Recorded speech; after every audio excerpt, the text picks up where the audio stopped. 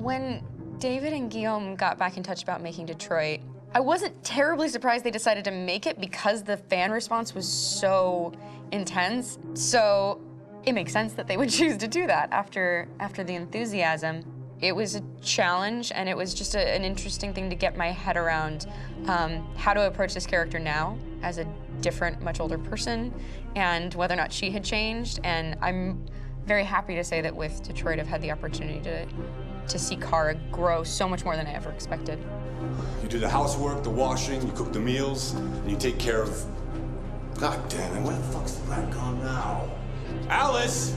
Alice! I mean, she starts out essentially how she does in Kara in a very, not robotic, but, you know, android, other way, and getting to take this journey where she becomes more and more human as it goes on. You know, and as an actor, that's a wonderful exploration in every way, whether it's how she sits, her posture, how her voice changes, how emotions change, and how much emotion is based on things like empathy and social experience. And so having, you know, as much material as I got with David to have this huge, nuanced arc was really incredible. Why couldn't we just be happy? This experience has been quite different than the experiences I've had shooting film or TV or doing theater work. I have 83 dots on my face and, you know, really flattering black wetsuit type thing, and you're jumping around with props, and it's kind of like being a 10-year-old imaginative kid, which is fun. There's 80 cameras around us. It's already lit. So we just shoot and shoot and shoot and shoot and shoot. There's no change of sets, there's no hair and makeup, there's no wardrobe, so we move really fast, and we'll go through about 35 pages in a day. Working in TV or film, we'll probably do 6 pages a day. It's kind of acting boot camp. It's like working out constantly. I mean, you're doing this thing, and then you got to do something that's completely other back to back to back. And so that kind of process of working is very challenging, but it's also very exciting because you just have to keep coming up with new ideas, and your head goes all over the place because you're trying to keep track of basically 4 different storylines for each different response. You shot that girl, for fuck's sake. It was a machine that looked like a girl. Yeah, I know what I should have done. I just told you I couldn't. All right, I'm sorry. The fact that David Cade, he's telling like many stories interwoven from beginning to end is super complicated and super impressive, and I have no idea how he keeps it all in his head. He's not just the writer or the director who's seeing this from the outside eye, he's also thinking about the player walking through this space. You know, only somebody who really, really loves not the work, but like these characters and these stories and cares about doing something meaningful would invest that much in it. And it's always inspiring to work with somebody who cares that much. My experience with motion capture is this one.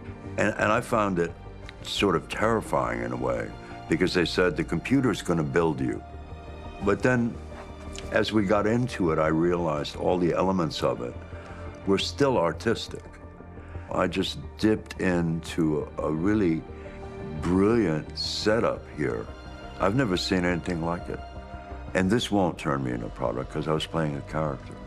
So it's wonderful. In the game, Detroit comes back because of a revolutionary industrial rebirth. And there's no reason why that can't happen in Detroit, because they have such tremendous infrastructure for millions and millions of people who can very easily support, you know, a new industry. The city is really strong and resilient, but the city has also been through so much. You see the damage. But it takes that time of kind of rebuilding and reinvesting into the city that I think is happening slowly but surely. The potential of Detroit as a city is something that this game does a lot of justice to, because it would be easy to look at Detroit as some place that used to be, and that's not the case. This game provokes a lot of conversation and reflection on our potential near-future engagement with machines. That's what we are to them.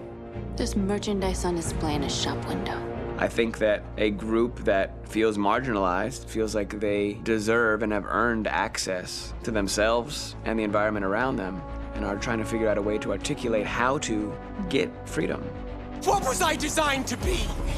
Their slave? Their toy?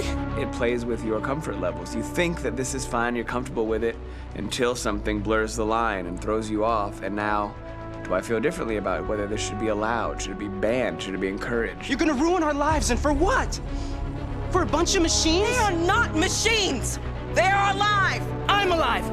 You're alive! They're nothing! There are lots of comparable comparisons to any type of persecution of religion, race, etc., dating way back.